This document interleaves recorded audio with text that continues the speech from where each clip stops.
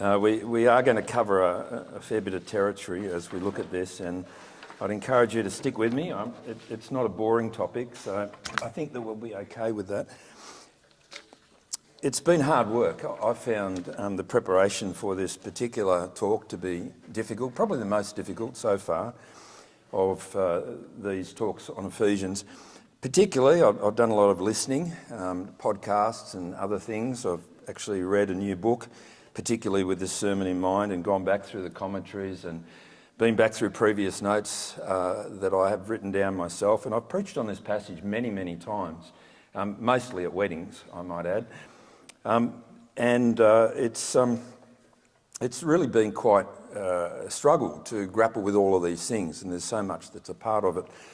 But I think I've found it particularly hard, not because of intellectual reasons or complications in the passage or anything like that. I found it hard because I know deep down that I fail so much in this area. In fact, really, if you want to get an insight into how I'm tracking and look at my failures this week, and then next week we'll do parenting and I'll share them again. And you might be feeling the same way. You might be thinking, hey, this is a big battle for me. This is something I feel that I'm not going to win. It's something that I've actually failed at, and I don't know what to do. And thanks, Mel, for your prayer. I almost felt like I didn't need the sermon after you prayed those things at the end there. But I want to encourage us if we are struggling with this. We're going to talk a bit about culture tonight. We're going to talk about the Bible and not just in Ephesians 5. And the temptation, I think, for us is if we're struggling to give into what we see around about us, just kind of go with the flow, or to give up trying. But I want to suggest that giving in and giving up are not the way forward, but giving it another go. Because the nature of God's grace is that He forgives us, and we're seeing already that this is a passage that explains what being filled with the Spirit looks like, and so we have God's help to be able to work on these things. Let me put this into a little bit of context here. I think it's a passage that's difficult for us to hear, and if it's difficult for us to hear, it's almost impossible for the rest of the world to hear this passage. I mean, you've only got to mention the words submission and headship to trigger people in all kinds of unpleasant ways, sometimes with very good reason. It's certainly difficult for us culturally, but I think it's also difficult for us because we know that there have been so many uses and abuses of passages of Scripture like this. And maybe you've experienced some of that yourself, maybe you've perpetrated some of that yourself. Well, I want to begin by having a think about the culture that we're a part of. This will be very summary, but I believe it'll help us to understand how much wisdom there really is in these words from God. And so there's a couple of things that I think are important in understanding the culture that we're in. Many social commentators, Christian and not Christian, have identified that this is the age of expressive individualism.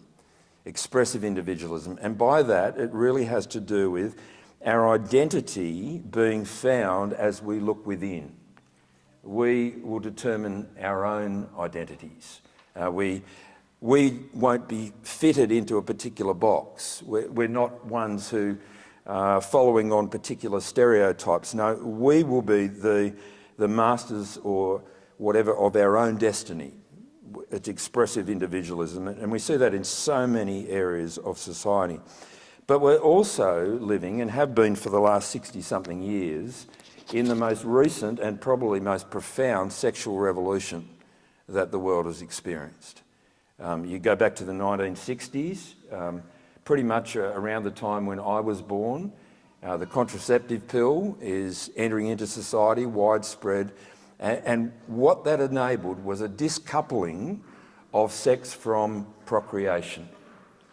Supposedly a guaranteed and a safe decoupling of sex from procreation. And of course, the flow-on from that was that sex then didn't have to be something which was expressed within marriage, and the whole push of the sexual revolution was following on this idea that we as individuals deserve to be free.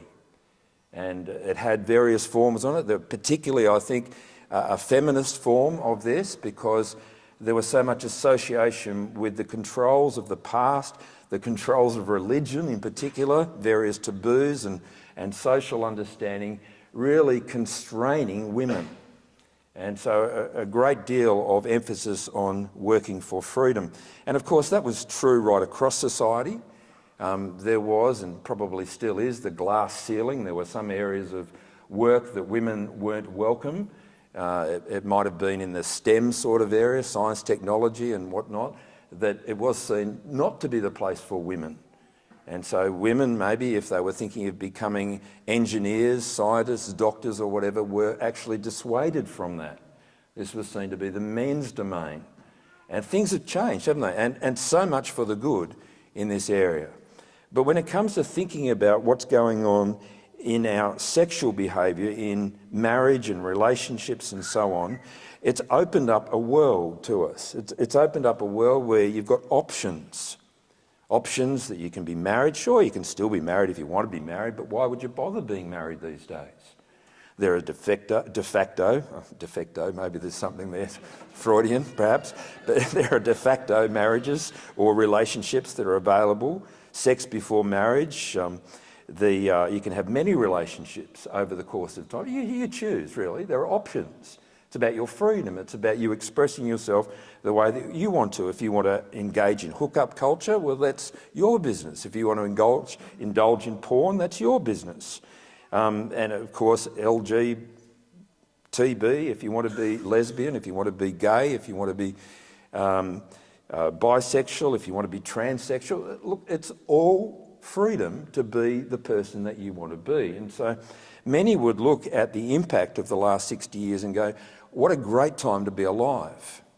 I mean, we have now achieved so many wonderful things, and the freedom that is available to us is so much better than the past, which of course is bad. And that, I think, actually taps into the narrative.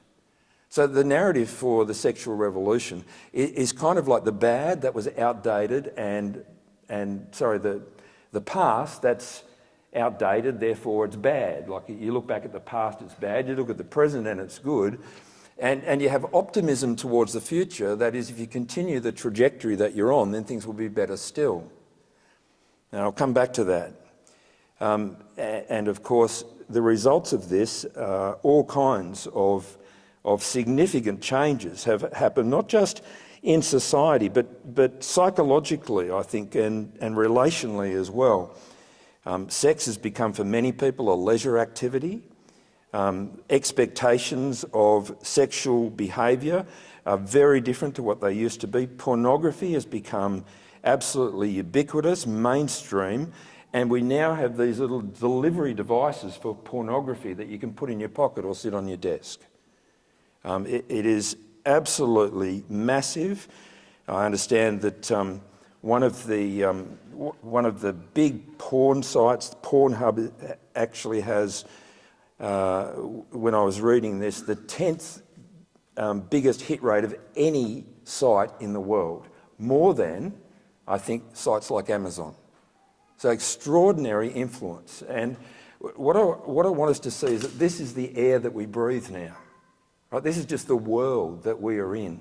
It might not be true for the developing world so much, but it won't take long before the gutter to kind of open up and to swamp there as well. So much of it is dangerous, and it's actually, and I've started to be reading a little bit on this as well, it's actually altering the psychology of people. And so when you put all of these things together, it's like a perfect storm for a young person trying to grapple with who they are in this world, and they've got this delivery device, and they've got the expectations of the people around about them, and they've got changed social mores and so on, and their brains are being wired differently. All right, so that's the cultural air that we breathe, and the narrative primarily is the past is bad, the present is better. But I also want us to recognise that this is hard for Christians sometimes, and not just Christians, but I think it is true for Christians as well, to read these passages. And as we read words like submit and like head and so on, we struggle with it because there has been and still is so much oppression and control that men exercise over women. The fruit of the sexual revolution has been in so many ways disastrous for women. And the impact on women is also very, very poor in the church. I was speaking to somebody who is involved in the professional standards unit of a large denomination, and they said one of the most common complaints that they get against ministers is domestic violence. That's Christian, that's minister, that's paid Christian worker. See, and there's certainly a whole school of thinking that says that passages like this are to blame for that sort of thing. And so it's very difficult to hear these against that part of that sort of backdrop. Now, I think that there are problems that we bring to this. One is that we overreach with this passage. And a simple example is look at verse 22. We will finally get to the passage, but this is still introduction. Wives, submit yourselves to your own husbands as you do to the Lord. There are 3 constraints in that verse. Did you notice them? Wives, submit yourself, right? It's a voluntary, personal, self-giving, to your own husbands. It's not saying, women, submit to men. And as you do to the Lord. So there's a particular constraint here, and we'll look at that in a minute. But so often, a superficial reading of passages like this end up being overreached and bring damage in the process. There's also, I think, a lot of overreach when it comes to understanding headship. There's certainly a notion of authority in headship, but that's not the way the passage is worked out here. So when you look at verse 25, husbands, love your wives just as Christ loved the church and gave himself up for her. This is the actual blueprint of what headship looks like. You see any domination, see any control, see any abuse, see any manipulation, any coercion? It's not there. And yet people see headship as a right to exercising authority and controlling and demanding. And this idea that if you are the head, then you are the one who is responsible to make all the decisions and so on. It's just not there in the text.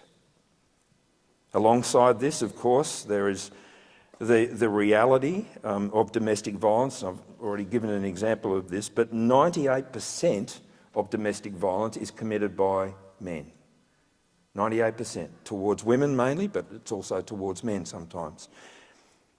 So there is a lot to deal with when it comes to working out what it would mean for the husband to be the head of the wife as Christ is the head of the church. Submission. Well, what sorts of things come to mind when we think of submission? I think probably covering up, being silent, being in agreement, being subservient. And there are men who have certainly applied this. They take a passage like 1 Corinthians 7 too, which looks at the wife's body belonging to the husband and the husband then using that as a demand in relation to the wife, forgetting the fact that it says that the husband's body belongs to the wife in exactly the same sentence. We have a problem with this because we assume certain cultural stereotypes.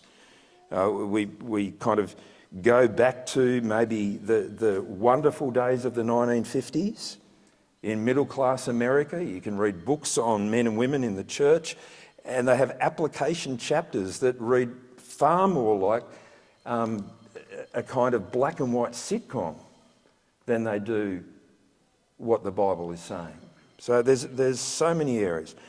I don't want to spend too much time on this, but I do know that the scripture warns us in 2 Peter chapter 3 that in the last days people will twist scripture and misuse scripture. And I think we need to see that that's been going on here in so many ways. Now, I want to share a couple of resources with you that maybe have that I've been looking at again in relation to this topic. A couple of things. I think we've got some slides, so we might put up the first slide. Here are two books in relation to control, manipulation, domestic violence. The book on the left, The Emotionally Destructive Marriage, is a very helpful book. I've read this, Fiona's read this. It's primarily addressing women, primarily, but then if 98% of domestic violence is perpetrated by men, then that's a good thing. The other book here, The Heart of Domestic Abuse, by Chris Moles, it's actually directed towards men. And I read through this a couple of years ago, I think it was now, and to my shame, I found myself inside the cover of the book. So I had to think more broadly about my own behaviour as I looked at this. And I'd commend both these books to you, if that's something that you'd like to explore. On the more proactive and positive side, here's a couple of books on marriage. There's this one here by Tim and Kathy Keller, The Meaning of Marriage, which I know a number of people here have read and find excellent. And then there's another book by Paul Tripp, which is now called Marriage. It used to be called What Did You Expect? And I think that's a much better title. But anyway, it's now called Marriage. There's another book that Fiona and I have come across in recent times, but caveat, we've not yet made the time to read it. So we've read reviews that it's good. This is a book written particularly for single parents, because we know that the reality is that not every family is made up of a husband and a wife who are married. Sometimes they start that way but don't finish that way. Anyway, this is a book written particularly to single parents and the church as we engage with single parents. And we've actually bought a few of these, and so if you would like a copy of this, particularly if you are a single parent, we'll start there.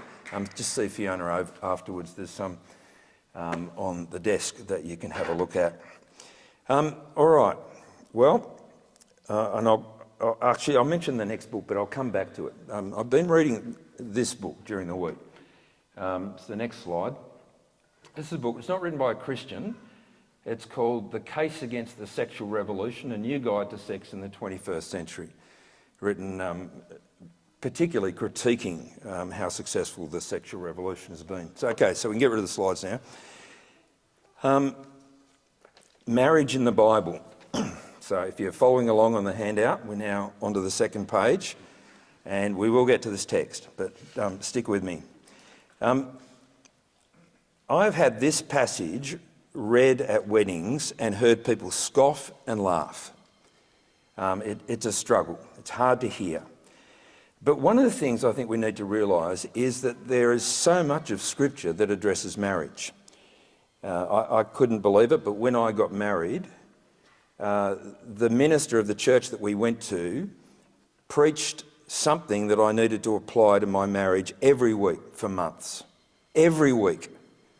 So the reality is, every part of Scripture is used by God to equip us for life. And when you move into a marriage, suddenly life changes. And so there were so many things that I needed to apply in a new relationship in a new way.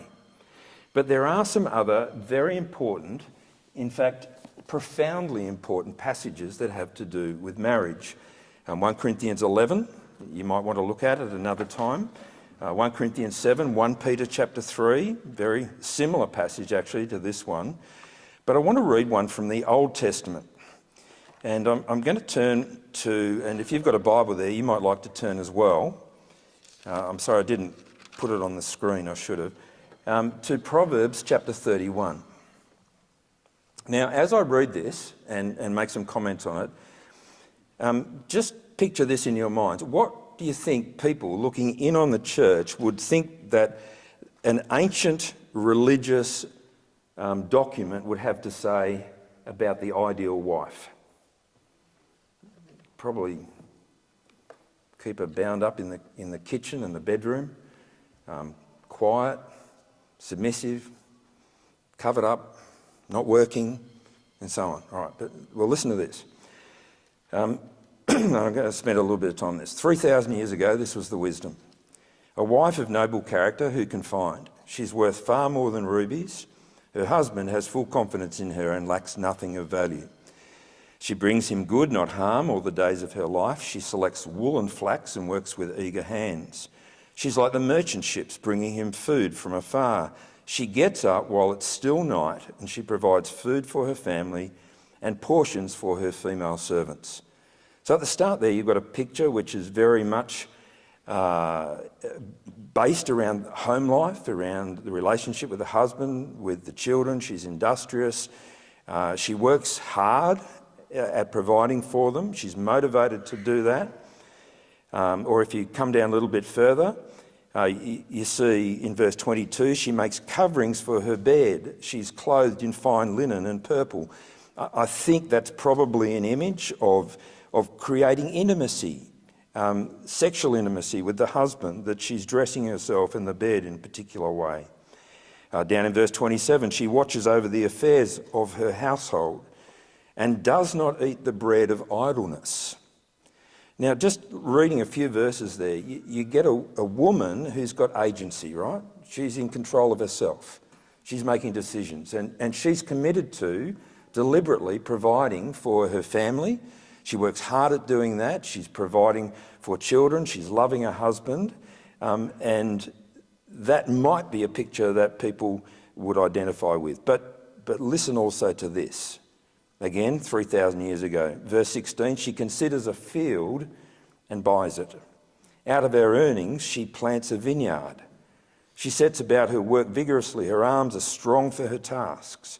She sees that her trading is profitable and her lamp does not go out at night. In her hands, she holds the distaff and grasps the spindle with her fingers. I mean, here's a woman who is also working outside the home. This woman has independent means. Here's a woman who's making deliberate and conscious and wise choices. She's investing in things. She's planting a vineyard. She's opening up a winery. I mean, obviously she's a wealthy woman, this one. But if you've got the idea that women are to be constrained into a very small thing, this just breaks that wide open. As you read on, you see all kinds of things that she does. She has great compassion for the needy, opens her arms to the poor, verse 20, and extends her hands to the needy. And there's so many aspects to this woman that are given to the man reading this as a picture of what to look for in a wife. A wife of noble character is worth far more than rubies. Now, as you look at this, I think you see a woman who's not controlled, she's not manipulated, she's not subservient, and she's not confined to domestic chores. She has agency, control of her life. She makes her own choices. Yes, she's very committed to home life. That's expressed itself in relation to providing for the family, for the children, for the husband. But she's also engaged on the outside, and she shows deliberate care for the needy. And what drives all this? We'll come to verse 30. Charm is deceptive and beauty is fleeting, but a woman who fears the Lord is to be praised. The fear of the Lord is the beginning of wisdom. The reverence for God, I think we could translate it. That's what shapes this woman. The reverence for God. Now, have a look at how others respond to her. Verse 28, her children arise and call her blessed. Her husband also, and he praises her.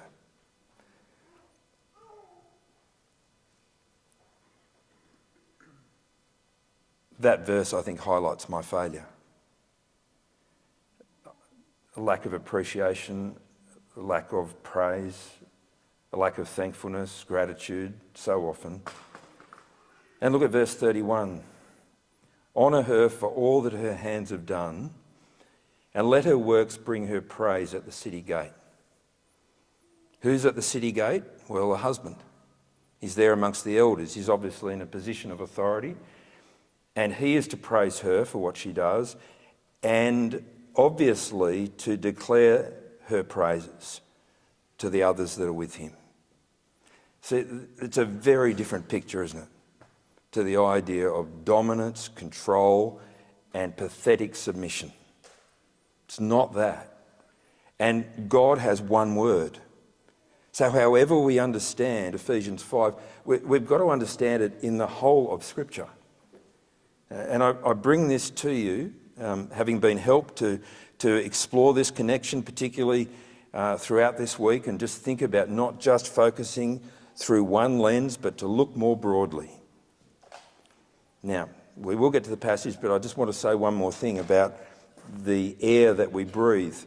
Louise Perry has written this book here, The Case Against the Sexual Revolution. And I just want to give you a bit of a summary of it. But this is a woman who is a leading feminist thinker. I don't think she's Christian. If she is, she hides it. She doesn't give it away in any way. She has a background in liberal feminism. She is drawing on a whole range of literature. She worked in a rape crisis centre for many years, and that's kind of given her an insight that is a little bit different. And she read a particular book called A Natural History of Rape. And one of the things that she's identified here is that the outcome of the sexual revolution for women is very poor. Who does it help? Well, most men, but not really, if you understand what's helpful to men, and an elite class of women. But I just want to read you a few things from here. This is, I guess, a summary of her thesis. She says here that the last 60 years have proved that the assumption that through this freedom of the sexual revolution things will keep getting better, she says the last 60 years have proved that to be wrong. We need, she says, to re-erect the social guardrails that have been torn down. And in order to do that, we have to start by stating the obvious. Sex must be taken seriously. Men and women are different. Some desires are bad. Consent is not enough. Violence is not love. Loveless sex is not empowering. People are not products. Marriage is good, she says.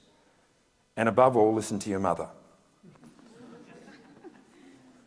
Now, we live in a world in the West that is trying to undo the differences between men and women. We see it in the whole transgender agenda, but it's in so many ways implicit in much of the feminist and women's theory stuff that is out there. Now, I'm not anti-feminist here, but I want you to see the outworking of this. So here's some things that she says she'll get into trouble for saying, right? Extraordinary that she might get into trouble for saying these things. She said, let's start with some physiological differences. Adult women are approximately half as strong as adult men in the upper body and 2/3 as strong in the lower body. On average, men can bench press more mass than women can by a factor of roughly 2.5 and can punch harder by a similar factor. In hand grip strength, 90% of females produce less force than 95% of males. Now, one of the things that behind all this is the bell curve idea. You know the bell curve? So you've got a normal distribution of where women are, a normal distribution of where men are, and you'll probably find women, and I know some of them, because I know some women rugby players, who are much stronger than a huge number of men. But as a population, that's not the picture. Men are stronger, men have stronger grip strength and punchability. Now, obviously that's coming from a background to even talk about those things of domestic violence. And there's a whole heap of other things that are part of this. It's impacting sport, and we've seen that with the transgender debate. Thinking about the 100 metres back in 2016, you get Usain Bolt running at 9.81, and you get Elaine Thompson, both from Jamaica, running at 10.71. If men and women were the same and there was no women's sport, men's sport, she wouldn't have made the final. In fact, she wouldn't have made the final in some national under 17-year-old boys' finals. This is not to put women down in any way, it's just recognising there are biological differences. And she reports here that the United States women's national football team, which won the World Championship in 2017, were beaten by the Dallas under-15s boys team. Now, not talking about skills, not talking about intelligence, not talking about equality here. It's talking about the sheer fact that when boys hit puberty, they put on muscle mass, they put on bone strength, they get faster, they get stronger. And that has to be factored in. So a big thing. So we live in a world now which has kind of flipped the way that we think about ourselves, and it's bad to talk about ourselves biologically. And really it's who you think you are in your mind that trumps your biology. We're hearing that. We now talk about what sex a baby is assigned at birth. Assigned. I mean, you can see it in 99.9999999 cases. But expressive individualism and the sexual revolution twist things. Let me give you, on a more positive note, some advice that comes from her. This is particularly advice she says that she would offer her daughter. Distrust any person or ideology that puts pressure on you to ignore your moral intuition. Chivalry is actually a good thing. We all have to control our sexual desires, and men particularly so, given their greater physical strength than average higher sex drives. Impulsivity, promiscuity, hypermasculinity and disagreeableness, these are traits in a man that should put you on your guard. I think a lot of women ought to have thought about this before they hooked up with male rugby league players, for example, who portray these traits. Says here, a man who's aroused by violence is a man to steer well clear of. Consent workshops are mostly useless. All girls and women should avoid being alone with men they don't know or men who give them the creeps. Don't use dating apps. Mutual friends can vet histories and punish bad behaviour. Dating apps can't. Talks about holding off having sex with a new boyfriend for a period of time so that you can discover what they are like. Only have sex with a man if you think that he would, and this is helpful, he would make a good father to your children. And then here is her last piece of advice. Monogamous marriage is by far the most stable and reliable foundation on which to build a family. All right, so that's about the air that we breathe and different things. So let's have a look now then. It's nearly time to stop and I haven't got to the passage. So, but I hope that what I've tried to do is to clear away a lot of our problems with the passage so that we can hear it more clearly. So let's see what it has to say here, and I'll work off my outline as well. So first of all, to wives. Wives, submit to your own husbands as you do to the Lord. Now some people go back to verse 21 where it says, submit yourself to one another out of reverence for Christ, and they go, see, it's mutual. And by saying that, they then undo everything that comes after it. No, it's in the original, it's submit to one another out of reverence to Christ, wives to your husbands. And then it continues. And it talks about the other side of that relationship. And you get the same thing with parents and children. There's no sense in which the parents are called to submit to their children. All right. The key thing that we are to see here is expressed in these first three verses. Wives, submit yourselves to your own husbands as you do to the Lord. For the husband is the head of the wife, as Christ is the head of the church, his body, of which he is the Saviour. Now, as the church submits to Christ, so also wives should submit to their husbands in everything. Now, there are spiritual reasons that are given for submission. Notice it's as the Christ is the head of the church, as the husband is the head of the wife. That is, there's a recognition of relational responsibility here. The nature of headship, as I've pointed out, is not of control. It is one of care, it's one of ministry, service and love. We'll get to the men in a minute. But the woman is to submit to the husband also as to the Lord. So you see, it's a specifically Christian response. It's a reflection of her walk in wisdom. It's a reflection of being filled with the Spirit and following Christ. It's a specifically Christian response. That, I take it, alone is why the rest of the world could never possibly come to grips with this. In fact, we in Australia find it difficult to think of any submission as being a good thing. It's a Christian response. It's a sign, as we've seen, of God being at work. It's actually the way of Christ. Now, where does this apply? Well, the first thing that I want to say is that it's very wide, very wide. So, verse 24, so also wives should submit to their husbands in everything. Now, I don't think that means every single thing in particular. I think it means all areas of life, broadly speaking. And there'd be good reasons not to submit to the husband about some areas in particular. But there's breadth, very wide, and yet there's also narrowness as to the Lord. So as the church submits to Christ, so the wife is to submit to her husband. And I take it, therefore, as to the Lord means you cannot submit to your husband into sin. So if the husband is leading you into sin, then you are not to submit to him, because you are to submit first and foremost to the Lord. And I was, I guess, involved in counselling a couple one time where the husband and wife both had a massive problem with pornography.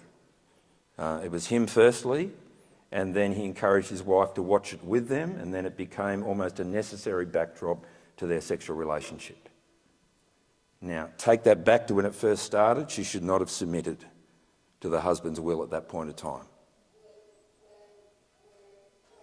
Okay, so there's breadth, but there's also narrowness. It needs to be Christian. There are God-given boundaries to this. Now, I don't want to say a lot more about this. It's hard, I think, to understand this. It's difficult for us to hear, and it's becoming less and less common. But I think, again, it's helpful to hear what it's not saying. It's not saying that there is spiritual inequality. It doesn't undo both being made in the image of God. It doesn't undo each being redeemed, adopted into God's family. There is a mutuality that we see in Scripture, that the wife and the husband are one flesh. They're united together.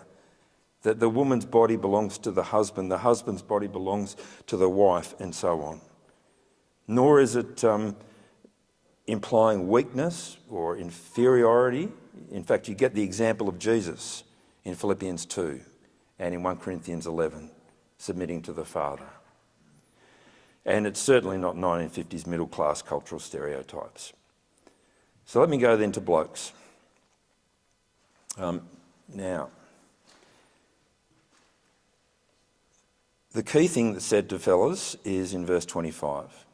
Husbands, love your wives just as Christ loved the church and gave himself up for her, to make her holy, cleansing her by the washing with water through the word, and to present her to himself as a radiant church without stain or wrinkle or any other blemish, but holy and blameless. The nature of the love that the husband is to have for his wife is that it's sacrificial. The husband is being called upon to die for his wife, in the same way that Christians are called upon to die for Christ, to give up their lives for Christ. Now, I would hope that on my best days I would die for Fiona. If there was a truck coming towards her when she was crossing the road, I would hope to be able to knock her out of the way and take that instead. If, like that couple that were on their honeymoon up at Byron Bay, and he pushed his wife out of the way of a shark and she died, and he died.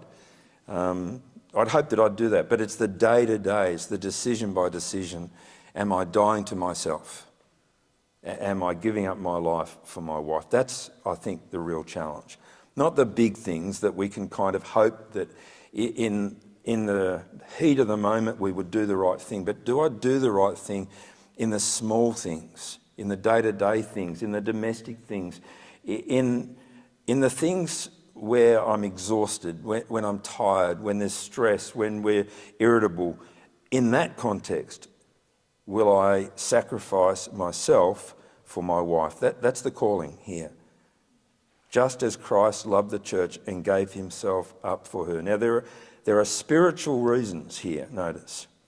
Now, the first thing is that husbands, we can't be like Christ in the sense of atoning for the sins of our wife. But the atonement, sacrificing for the sake of the wife, is actually the model. And so there are spiritual reasons behind this that are at work. The model I see is one of transformation. So verse 25 to 27, Christ loved the church, gave himself up for her to make her holy, cleansing her by the washing with water through the word, and to present her to himself as a radiant church without stain or wrinkle or any other blemish, but holy and blameless. Now, I know only Christ can do that, but is my wife more like Christ because she's married to me? That's, I think, the implication. And I would say undoubtedly she's had to learn patience and self-control and, no, I don't want to be flippant about it. The call here is to husbands to lay down their lives for their wives, and the shape of this here is to be concerned for her spiritual well-being, to see her maturing through the truth and love being worked out in her relationship with her husband, in the same way that we saw of the church back in chapter 4. That's what a spirit-filled marriage is to look like. And the husband here, I take it, is to care foremost for his wife, that she be Christian and encouraged as a Christian and growing and changing as a Christian. And therefore, he is called to be motivated to be praying and talking and listening and spending time and encouraging to church and to Bible study and urging her to be involved in ministry and supporting her as she serves others, encouraging her to be fed and to grow and to mature, supporting her in family life so that she will be able to do that. There's so many implications of what this will look like. And of course, husbands, you're there thinking, this is all too hard. I've failed already, and I get that.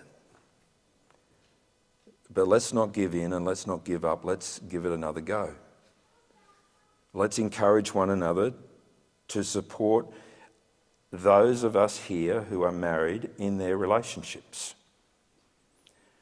And for men, that'll mean the encouragement to be as Christ to your wife.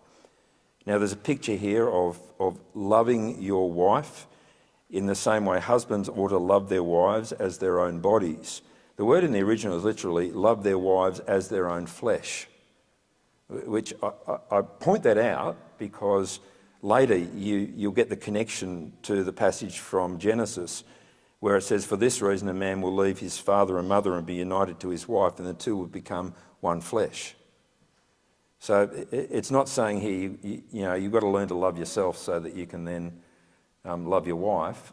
That's a heresy, but it's one that's out there.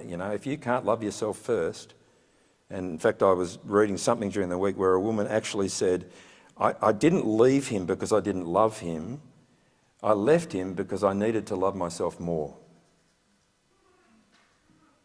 And that's not what it's saying here. All right. Well, I've touched on a few things, and I was given specific instructions not to leave this unapplied, but it's very difficult for me to know how to apply it to you Christian man, to you Christian woman, to those of you who are married, to those of you who are divorced, to those of you who are separated, to those of you who are single, to those of you who are widowed, to those of you who've never been married. There's so many areas here. And one of the things I think that we need to see here is that Paul has not written this letter just to husbands or just to wives. He's written it to the church. And as a church, we are to urge and encourage each other in this regard. We're to spur each other on together. We're to seek help from one another when it's difficult. We're to commit to praying for each other in our marriages.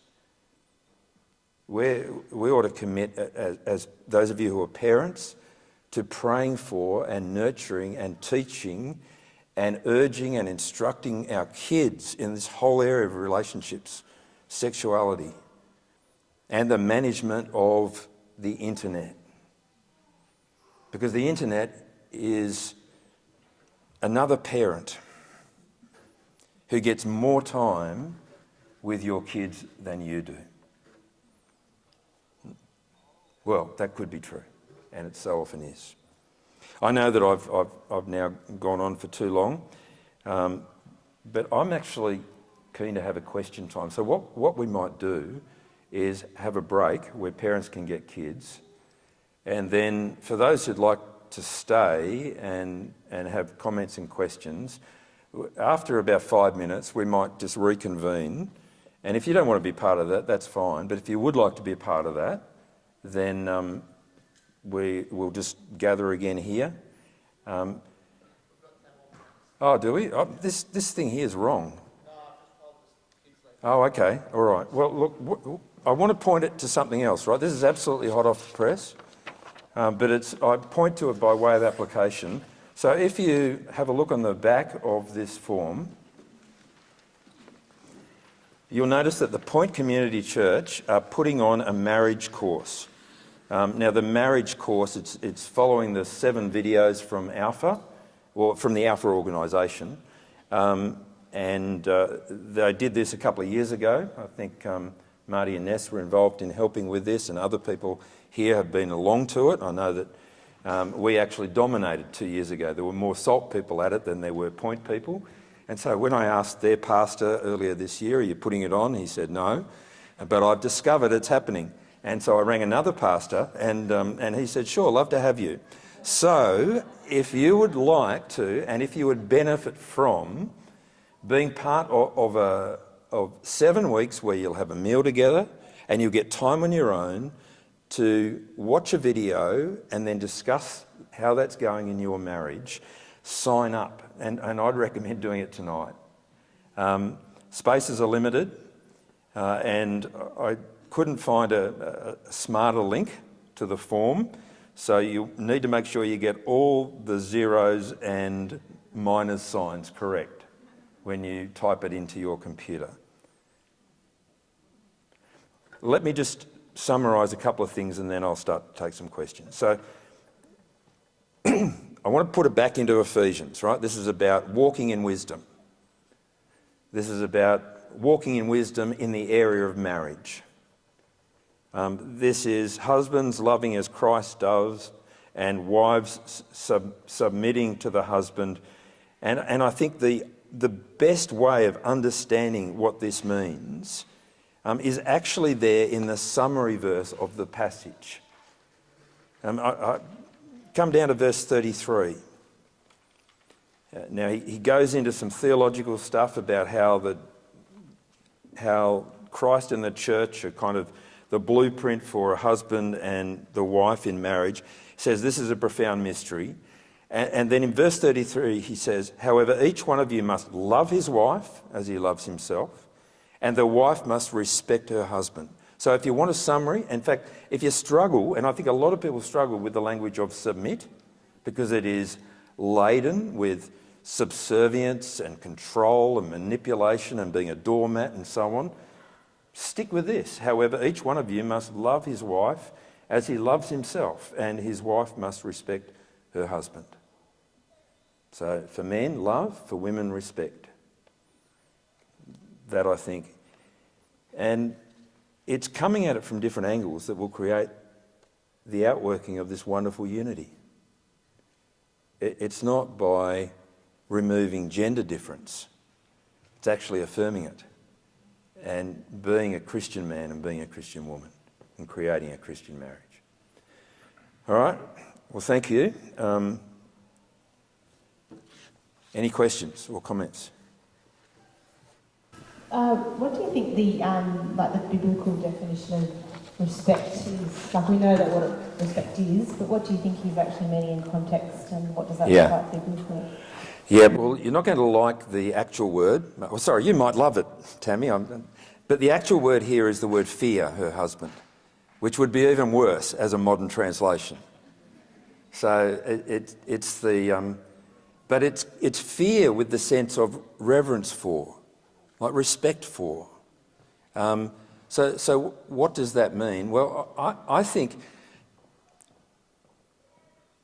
it's very difficult to see, I think, in a Christian marriage exactly what views the husband and wife might have about different things. That is, you could have all sorts of different areas of life that are primarily the husband's domain and different areas of life that are primarily the wife's domain. But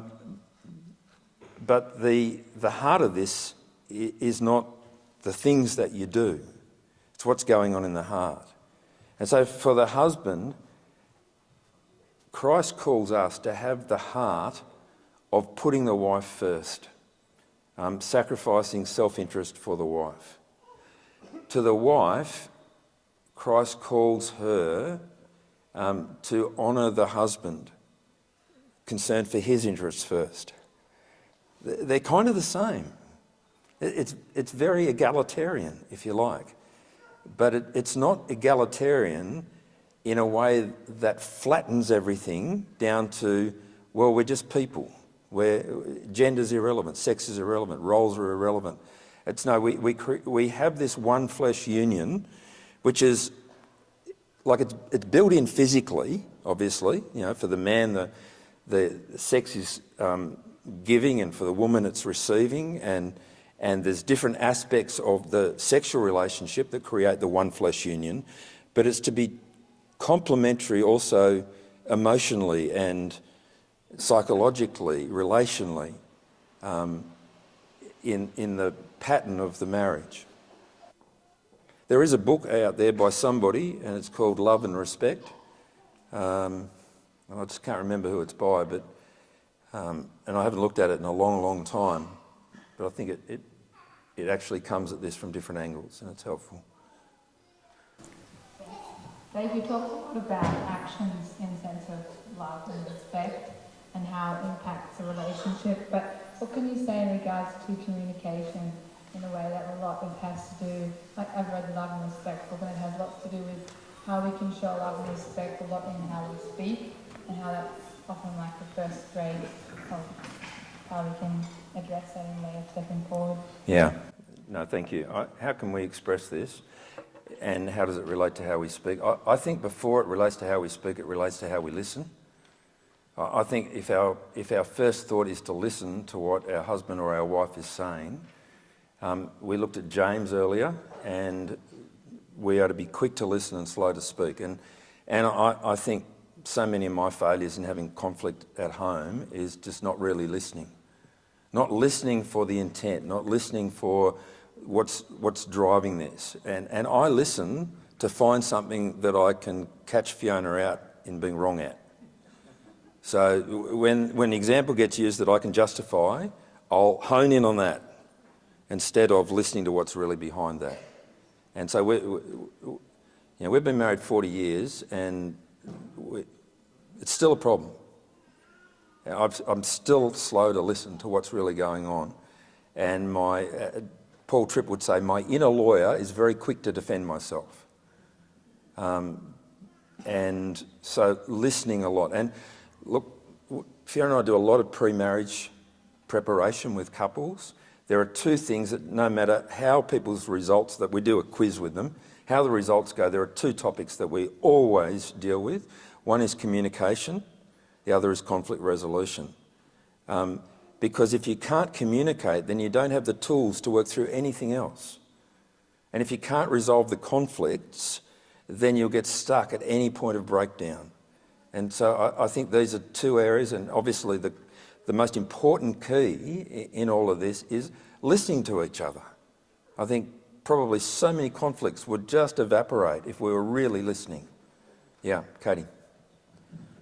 I just wanted to ask, as it goes on later in Ephesians to talk about masters and slaves, and it says, in our version it says, slaves, obey your masters. Is that a different word being used, obedience and submission? It sounds like it is, but I just wanted to check. You're pretty sure it is a different word? Well, it is actually a different word, and I'm pretty sure the different word is in the text, the original. But I'm more than happy just to confirm that as we look at that next time. Well, we should have probably had a whole series on this, shouldn't we? But anyway, that's for another day and another pastor. Okay. Thanks, guys.